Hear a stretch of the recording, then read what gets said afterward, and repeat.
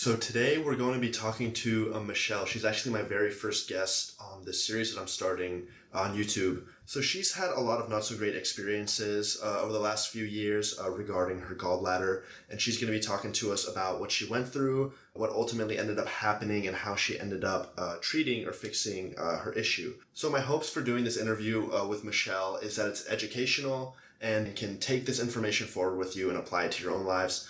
My goal in this is to help as many people as possible out there. I see a need for it. I see a lot of people suffering. So we want to bring attention to that and urge people that you're not alone. Other people are going through similar issues. I don't want to make this introduction too long. Let's jump right into the interview and hear about Michelle's story. Thank you so much, Michelle, for being on here and talking to me about this. I know this is a very sensitive subject for you, and you suffered a lot. And the reason we're doing this interview is because a lot of people, a lot of women specifically like you, are having issues with doctors giving them advice that isn't exactly sound, and they're going off of it and taking it to heart and not getting a second opinion. I want to thank you for coming on here and sharing your story to hopefully encourage other people in a similar position that you were in to seek another opinion, seek help, and to hopefully resolve whatever is causing them to suffer like you were. So if you could just introduce yourself and kind of go back and recount what happened with you, and I think it was your gallbladder that was having issues. Yes. Yeah. All right, so my name is Michelle, as you already said. My issues started about a year and a half after I had a child. And I started having a lot of pain right here in my upper abdomen. And it was like a very significant pain. It wasn't just a little bit of pain. I all of a sudden woke up with it, and it was instantaneous, where I felt I was being stabbed. And I didn't know what it was. And the only way that I was able to get rid of that feeling was to drink something, so like a liquid, milk, cold water, something like that. So I talked to some friends and family, and they was like, "Oh, it sounds like an ulcer." Sorry to interrupt the interview here, but I feel that it's important to give some background to the gallbladder's function as well as information on gallstones to viewers that may not be informed on the subject. It's been documented that approximately 90% of gallstones are cholesterol stones, caused by an excess of cholesterol molecules entering the gallbladder, forming cholesterol hydrate crystals. These crystals fuse together into larger bodies that become the cholesterol stones that Michelle was experiencing. Normally what happens is bile is stored in the gallbladder for later use by the liver and empties into the small intestine from the common bile duct when a meal containing fat is consumed. The bile is an important factor to help the small intestine break down and absorb fat molecules. In individuals with gallstones, however, the bile can get stuck in the common bile duct. This causes the gallbladder to spasm to try to free the stones and restore movement of bile. These spasms are the principal source of pain for individuals who suffer from gallstones. Gallstones can either be caused by gallbladder dysfunction, genetic or dietary factors, or a combination of these. High estrogen levels have been directly linked to gallstone production, making women, and especially pregnant or recently postpartum women, at higher risk. Foods that are highly inflammatory, like processed sugars and carbs, fried foods, and fatty meats can result in increased cholesterol secretion from the liver into the gallbladder and increase your risk of developing gallstones, as well as having family history of gallstones in your recent lineage can also play a factor. The most common form of treatment for severe gallstones is having a procedure called a cholecystectomy, or more commonly known as gallbladder removal surgery. So I went to the doctor, just a regular primary, told him how I was feeling, so he put me on some sort of antacids. Okay. Did not fix the issue at all. Was doing absolutely nothing for it. So referred me to a gastroenterologist. Went to a gastro, told the gastro my issues of what I was feeling. As soon as I was laying down, I would wake up in the morning, and as soon as I would go vertical, I would feel the pain. And it was like somebody was stabbing me. And that's what I would explain every single time. Well, how does the pain go away? I go, well, I have to lay back down, and then I have to sit back up again. And then I'd have to lay back down and then sit back up again. And that would shift around maybe the gallstones? I think it would either shift the gallstones or shift the bile or shift something.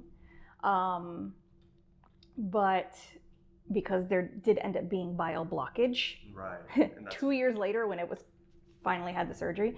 But it was, so I told the doctor, and he's like, oh, well, that's very unusual, but you know, you're a young woman that just had a child and you have a family history of gallbladder issues, because my father had his gallbladder removed. So he said, why don't we do a gallbladder scan? And so that was the first thing he did, gallbladder. So he was on the right track. Right track, perfectly right track.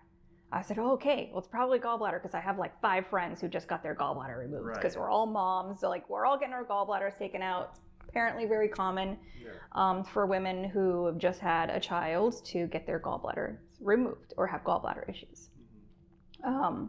So I got the scan, and the woman there even doing the scan, she's just like, oh yeah, there's the stones. And I was like, oh wow, I have stones. Maybe this is gonna solve my issues. She goes, okay, we'll send the information to the doctor. Normally she's not supposed to say that there's stones, but it was very prevalent that there was stones.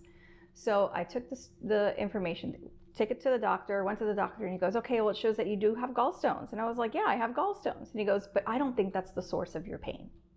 And I said, okay, well, first, how do you get rid of gallstones? He goes, well, you have to have surgery, and that's a big deal, and blah, blah, blah. So we're not just going to start cutting things out of you until we test everything on you first. Okay, but I'm in a lot of pain, and I literally can't function, so, like, let's figure this out. So over the course of the next year. I'm sorry, did you say what year that was? Oh yeah, that was January of 2018 is when I started getting the pain. Okay. May or June is when I was finally able to get in to see the doctor. Gotcha. Because it's a specialist, and after going to the first doctor and trying out the other medications, and that wasn't working. And how frequent was this pain? Like, was it every time you... Oh, every single day. Every single day, like in the morning when you woke up and you sat up? Every single day that I woke up, every single day that I would lean forward. So if I leaned forward, so if I was exercising, God forbid I had to do a burpee, and I had to lean down and do a push-up or something, couldn't do it. Or if I was like on the row machine, could not. If I was on a bicycle leaning forward, could not. The pain would hit, I would feel like I was being stabbed. I mean, it was stabbing to the point where I would have to crawl onto the floor and curl up in a ball, or I'd have to lay flat on my back and just pretty much scream until the pain subsided. So there was a lot of times where I would go to the gym a lot, and I would take a lot of classes at the gym, and like halfway through, I would literally walk out because I could not take the pain anymore. It wasn't even the pain of working out. It was the pain of... So there's clearly something wrong here. This wasn't something you made up in your head. No. This wasn't something you were imagining. Like, you had a physical response. I couldn't go sitting up from laying down. Right. I couldn't lean forward. If I was doing something, even pick something off the floor, something fell on the floor, I'd have to pick it up very ladylike with my back squat, straight and squat and pick it up. Wow. I could not lean forward to pick something up, because then I'd instantly get into horrendous pain. So this also was very difficult for my job, because I'm a wedding photographer. So we have to get in all sorts of crazy positions and carrying equipment and picking things up and leaning forward and fixing the bride's dress and all those horrible things. So I had to hire an assistant to help me to do all those things, because I was like, I cannot move. Right.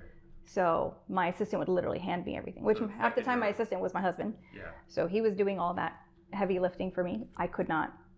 It wasn't even like lifting. It was just leaning forward, right, or doing anything like that. Yeah. But that's a big deal. Like, that affected your livelihood. Like, it could have, if you didn't have your husband, it could have been a big deal for you. So. Yeah. So over the course of a year of him telling me the gallbladder was not the source of my issue, we did multiple other medications, because he could have sworn it was some sort of ulcer or gastritis or acid reflux issue or something like that, because my pain would go away after I ate or drank something. That would the reason why my pain would go away is I would have to eat something or drink something, which is connected apparently to an ulcer. So finally got me to do the endoscopy, did that, found nothing. Put me on like 3 different types of medications that coat your stomach, antacids, I don't know, something else. I can't even remember all the medications that I was on, that I would take simultaneously throughout the day. Did nothing. So at this point, what was going through your mind? Like, he was ignoring the gallbladder, and he came up with his own theory based on your symptoms, and putting you on different medications, results coming negative. Like, what were you thinking? Were you kind of suspicious at this point, or were you thinking, were you trusting him, like, this is a doctor, he knows what he's talking about? I was trusting him, and he completely convinced me that it was not my gallbladder. Wow. Because he says, when you have a gallbladder pain, you have pain after you eat, not before you eat. So he heavily convinced me that it had nothing to do with my gallbladder. So going back to what Michelle said, her first sign that something was wrong was experiencing a sharp stabbing pain in her upper abdomen. She noticed that if she drank a cold liquid, her pain would go away. After consulting her friend about it, her friend said maybe she's experiencing a stomach ulcer. This is consistent with her reporting that cold liquids ease her pain, since ulcer pain is often reduced in this way. The sign that isn't consistent with an ulcer, however, is the stabbing pain in the abdomen. Ulcers tend to cause a more dull, burning pain compared to what Michelle described. Because she's experiencing a more sharp and stabbing pain, an ulcer can most likely be ruled out here. So there are a few other points we can discuss about what Michelle said so far. She said that her doctor preferred to treat her with antacids at the beginning, and these of course didn't work because she wasn't experiencing an ulcer. What antacids do is that they suppress hydrochloric acid production in the stomach, which typically irritates people with ulcer pain. But in this case, since it didn't help her, it's most likely ruling to the fact that she didn't have an ulcer. It's kind of weird because the gastro was on the right track at the beginning. He ordered a gallbladder scan, and he actually admits to seeing gallstones in the scan, but he dismisses it completely as her pain source. Michelle says that sitting up or bending forward would cause stabbing pain, which is likely due to gallstones being stuck either in the neck of the gallbladder or a blockage of the common bile duct that we discussed earlier that would block bile from flowing into the small intestine. The doctor believes that because the pain came before eating, it wasn't gallbladder related. Typically, he'd be right. Gallbladder pain usually occurs after eating a fatty meal, but in some instances, it can actually also occur before eating as well. What ended up happening, it started getting worse and worse and worse. I started having to look into different career options because I couldn't keep doing what I was doing, where I would just be able to sit in the desk and that's it, because I could not move. I did end up working some summers at the gym that I was constantly going to, just because summers there's no weddings in Florida. So I liked working at the gym, and I liked being at the gym. So I would go there, but I couldn't do my job there. So I had to quit. I had to quit that side job that I had, because they would have me, like I would have to clean the machines in between sessions, or I would stand up when guests would come in and greet them and check them in. And I couldn't keep sitting down, standing up, sitting down, standing up, leaning over, cleaning equipment in between sessions. I couldn't do it. Right. I physically couldn't do it. I was in so much pain. Basically, it came to the point where I was convinced that I was just a sick person. And I would even say to my husband sometimes, like, I'm sorry that you have a chronically ill wife. I would say that all the time. I would say to, I couldn't say anything to my child, but I couldn't play with my child. So I'd constantly have to give responsibilities over to him. I couldn't pick her up. I couldn't lean forward to pick her up. That's very sad for a mother to have to go through that. That's awful. I would have like the pain, the attacks, which would last anywhere between maybe a half an hour to 2 hours long. And how often would this happen? 3 to 4 times a week. Oh my God. And this happened for 2 years? What was the tipping point where finally something happened that pushed you to get help? We moved to Orlando here. We moved here. And it was during COVID. And it just came to a point where there was just one day I was on the floor and I was screaming. I think my child was about 3.5 at that point. No, she was turning 4. Screaming. And she got scared. And I said, I don't care. I don't care if the hospitals are overloaded. I don't care if the ER has COVID in it. I don't care anything. This was like 3 months after the shutdown. And I said, take me to the ER right now. And I'd never been into the ER my entire life. So it wasn't one of those things where like I just waltzed into the ER. Maybe that's one of the first things I should have ever done, is just waltz into the ER, because they're more determined on trying to find out what's wrong than a doctor. No one wants to go to the ER. Like, that's a scary thing. No. Like, that's something you don't go to the ER unless you're out of options. And it was even before that. So backtrack. when I was trying to contact the other doctor and saying, hey, I'm still in pain, I don't know what's going on, I need answers, I couldn't get a hold of him. And so every time that I got the receptionist on the phone, she kept on hanging up on me because I was at the point where I was screaming. I was like, nobody's giving me answers. Right. Like, nobody's giving me answers. Why can't I get in to see this guy? He wouldn't even look at me like anymore at that, like whenever I would come in to recount all the issues that were going on, he would just stare at his computer and just type notes. And I'm like, do you even remember me? Like, I've been coming in saying that I was like feeling like I'm being stabbed every single day. And it was just, I just don't know why I kept on trusting this guy. And then whenever I would go out to get a second opinion, he was under the umbrella of this huge, I guess, association of gastroenterologists that were, have all these other gastros that were in it. So every time I found another gastro, they were umbrellaed under the same. So they would look, would they read the medical records from the other guy and say it's already he found the issue, what are you here for? They would say that he was a part of their association, so they have a no compete clause. So it's a conflict of interest for them to say that's a wrong diagnosis. Yes. So I'm one to look for, like, okay, what are these gastros that have really good reviews? So let me find them, and all the ones that I found that were around for a good amount of time, you know, everything that you're kind of looking for in a doctor when you're looking online at reviews and referrals and things like that are all under the same corporation. Oh my gosh. Or corporation, under the same, whatever, umbrella. Same network. Yeah, same network. And they're all connected. And so there was like 100 of them. Yeah. I'm like, how can I even? You couldn't avoid it, yeah. No. So every doctor I would find would be within the same network. We go, well, this is conflict of interest. So sorry, we can't take you. Wow. So that just kept on being my issue over and over and over. So finally, when I moved here, I'm like, yay, I could find somebody that's not within, you know, his network, and I could finally see somebody up here.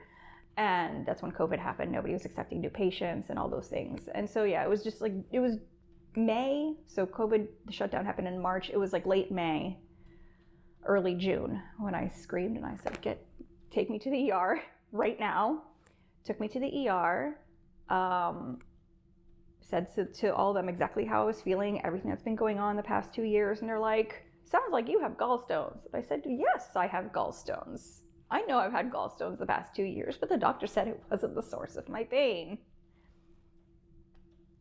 I felt like an idiot at that point. Wow. I really felt like an idiot at that point. Well, I mean, you trusted the doctor. I mean, they're supposed to be competent. They're trained for this. They're supposed to know what they're talking about. To me, it kind of sounds like malpractice. Like, he had evidence that you had gallstones. Yeah. He had no evidence that you had an ulcer, yet he treated you for the ulcer. It might have been a good thing that they didn't accept you during the COVID time, because that's what drove you to go to the ER, and then they were able to fix the problem pretty quickly after that, I'm assuming?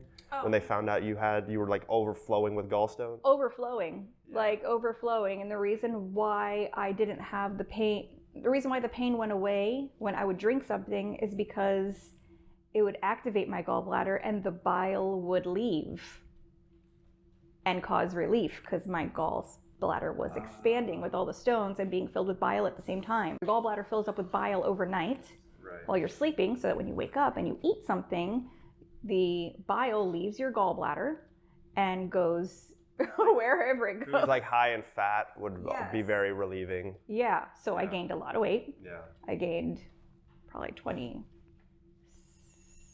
30 pounds that I still have not lost during that time, because I was constantly having to eat something to keep the pain away. Yeah. So I was constantly drinking like whole milk and cheese and anything with high fat, because like as soon as I had a scoop of peanut butter, my pain would go away. Yeah. And so the doctor would say, well, yeah, that's an ulcer, or that's a this, or that's a that, because you're eating something and it takes the pain away.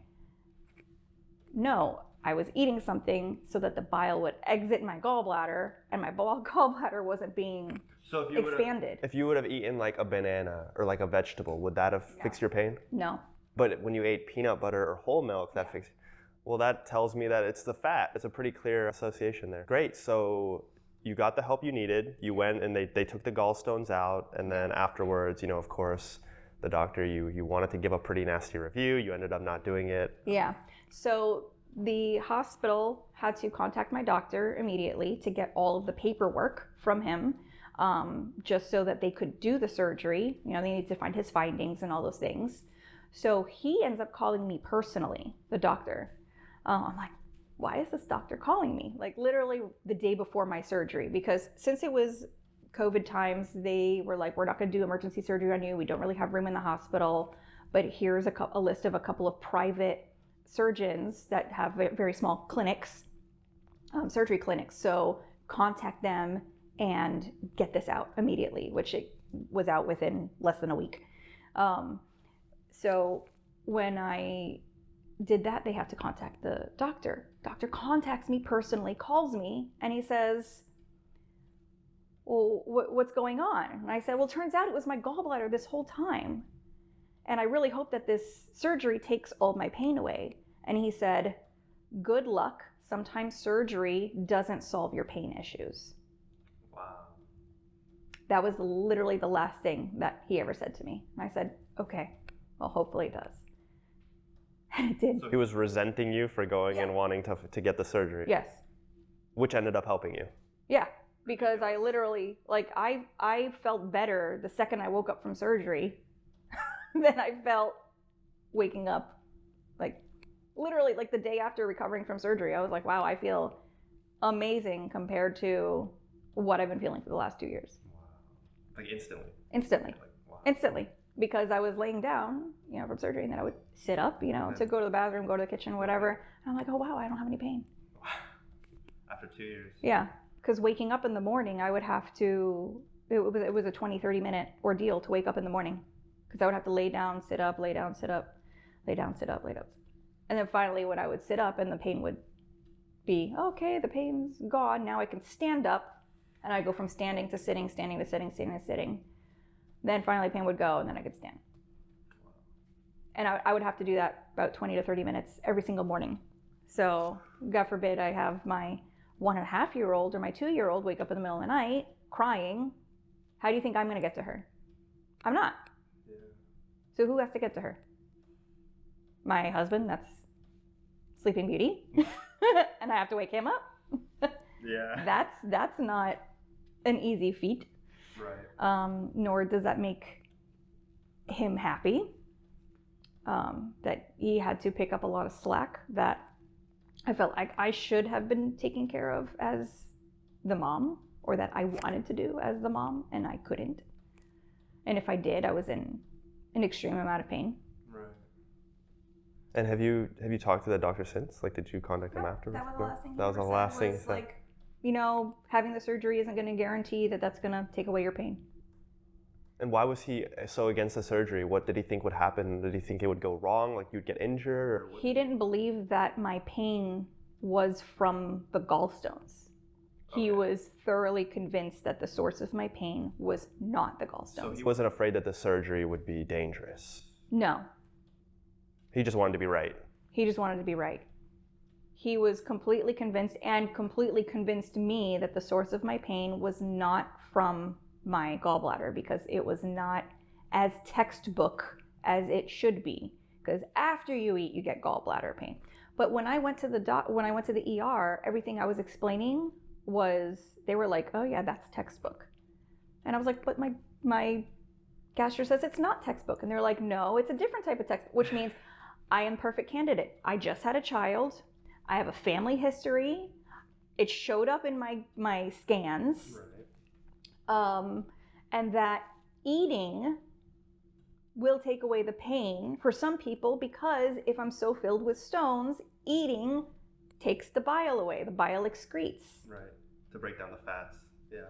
So because the bile is excreting, then my gallbladder isn't being stretched and, you know, ripped. That's why I was feeling like I was being stabbed, because it was literally ripping. So he ignored a bunch of signs saying it was gallstones because this one thing didn't line up with what it should have. Right. That's really unfortunate. Get second opinions. That's very important. And now going forward, like, has your outlook changed? Like, what would you do going forward if you ran into a similar health issue or someone else that you know? I would go to multiple different doctors which is like what I've done with my daughter. Yeah. When she got sick, I didn't believe things that the first doctor said, so I went to a second one. And I didn't believe some of the things that they said, so I went to a third one. I didn't believe some of the things they said, so I went to a fourth one. Much different approach. Much different approach. And I found multiple things throughout each one, which was able to help her a lot better than if I just listened to the first one or two. So you've already put it in practice, and it's been good. Yeah. It was just a difficult issue because I felt like I was young and naive, and I never had any health issues ever before in my life, luckily. And I never been to an ER, and I didn't even grow up having insurance, so I wasn't even like familiar with going to the doctor or how the practice worked. I just followed my instruction to go see a gastro, and that was it. I went to the gastro and I trusted everything they said. And then finally, a year later, when I'm like, this guy is not really helping me. So his final diagnosis was gas. Now we're causing knife stabbing pains every day in and out. Gas was my final diagnosis. Like literally before I was like, I'm done, I'm moving to another city. And that was my final diagnosis, was gas. So I wanted to stop the interview here. Michelle makes some pretty good points that are worth discussing. She says that she was a prime candidate for gallbladder problems, had a family history of gallbladder problems, and was positive for gallstones in her medical scans.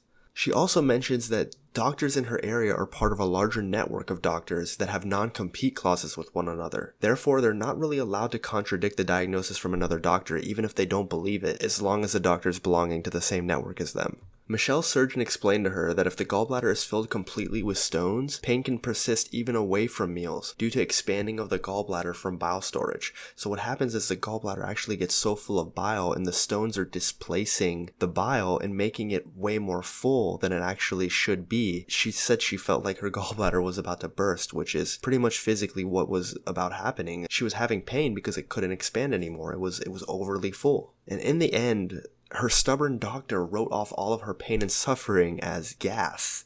This diagnosis really doesn't make any sense considering all the factors. The stabbing pain, the gallstones on her scans, that one's pretty self-explanatory. The fat alleviating her pain, that's a pretty common symptom of gallbladder issues. A lot of signs were pointing towards it being the gallbladder, but the doctor for some reason was being stubborn. Michelle suffered for over 2 years before she finally decided to take matters into her own hands and admit herself to the ER. And I was like, well, why is it that when I'm laying down and then sitting back up that I'm having pain? And he's like, gas is shifting. That was the final diagnosis. After all the tests, all the tubes that I was inserted everywhere and pieces taken and tested and medicine given and ultrasounds done and all those things, all of it after all of those tests. And it's not like we even had great insurance either, you know. Right. We were young, like we had starter jobs. I run a business, so we're working off of my husband's job. So he was just starting to like grow in his company, so it wasn't working for that great of a company. And so we had insurance that was huge deductibles. Right. And then the second January would hit, the deductible would start all over again. And I was like, I don't have thousands upon thousands of dollars to hit another deductible to get all these tests done that this doctor wanted us to get done when we were living in a home in a very expensive city with a child. And because of all of this even stopped our plans to even have another one because we couldn't. I was in pain. By the time my daughter was 2 is when we wanted to try and have her another one. And that's when I was having all this pain. I was like, I can't get pregnant with this. Yeah, pregnancy on top of that would have been a nightmare, even more so. Yeah. And giving birth and having a newborn and all, like, I'm like, there's no way. I'm chronically ill. That's what it was. That was it. I was permanently like this. I was chronically ill, so I can't have another one. And the issue didn't get solved until my daughter was 4. But by then, it's when COVID hit. And I'm like, yeah, I'm not having a kid now during whatever is going on. We don't know what's going on. I'm not dealing with getting pregnant and having to give birth alone in a hospital and stuff. I'm like, no, it's just. And then, so we waited another year, and then my daughter got sick. And after that, I was like, you know what? It was just not meant to happen. Now she's turning 7, and people are like, "You gonna have one?" I was like, "We're all hitting 40. Like we're good. We got a pool instead. Like we're not gonna be able to, we want to retire one day. We're good with the one for now." But yeah, that was it changed my life completely. I would have had 2 children running around instead of 1. But I couldn't go through being sick and trying to have another child. Would have been really irresponsible. So I couldn't because of me trusting this doctor. Well, I know it wouldn't happen, but I hope at some point this does get back to him and he realizes how big of a mistake he's made. He's probably retired by now. How much he screwed up your life. And that's really awful. And I'm glad you were able to get help in the end, because it could have been worse. When you told me about it initially, I was like, wow, this is exactly what I want to do, because I want to expose that side of it. Like, doctors are great. I love doctors. They can be amazing. Like the ones in the ICU or ER that... ER was like, they knew exactly what it was, helped me right away. Yeah. But some of them, like, not all doctors are the same quality. Like, not all wedding photographers are the same quality.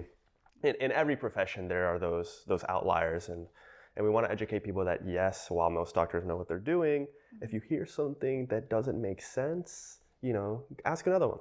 It doesn't hurt. And if they're in the same network, go a little bit out of your way to find another one. And that helped you a lot with your daughter, and hopefully other people can learn from that. Yeah. Thanks so much. Do you have anything else that you wanted to discuss before we finish? Oh, yeah. When they got the gallbladder out of me, it was filled like end to end, like peas in a pod, of gallstones. And then I guess everywhere that it was connected was also bile blockage, like the little stones that left, and they were going into, like, that would connect to my pancreas. And yeah, so they found all little stones everywhere. They were all over the place, blocking bile, and my gallstone was completely inflamed. Could have caused pancreatic damage, could have caused, at some point, I don't know, sepsis. I don't know what with the infection, it started getting infected.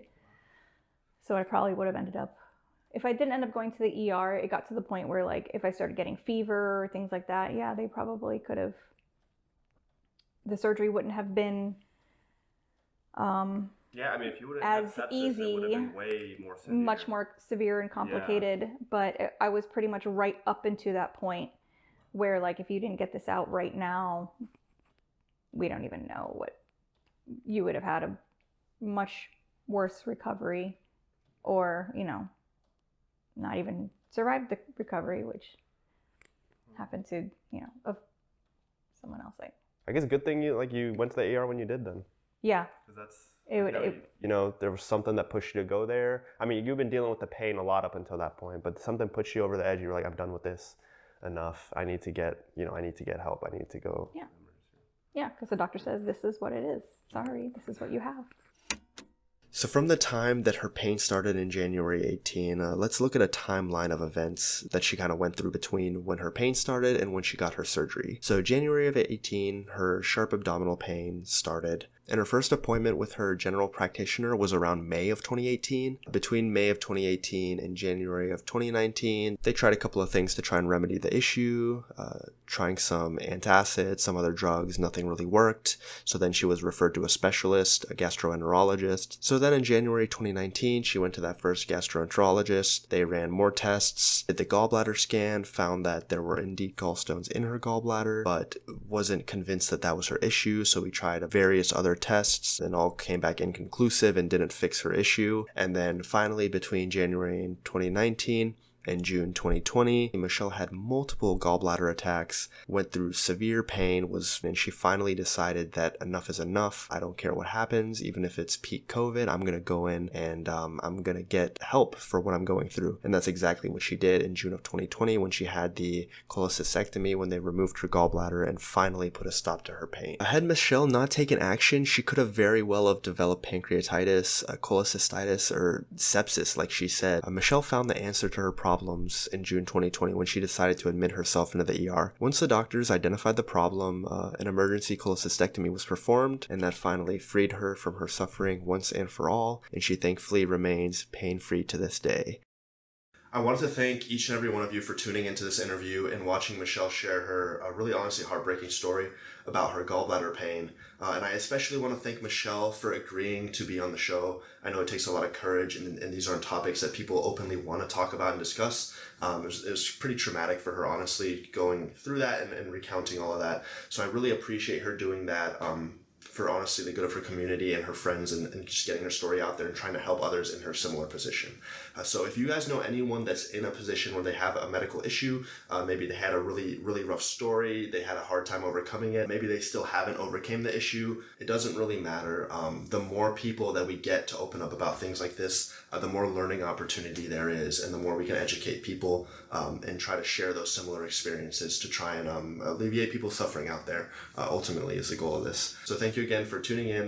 Leave your suggestions, anyone you might know, contact information, send me an email. I'll leave my email in the description below. And thank you so much for watching. See you on the next one.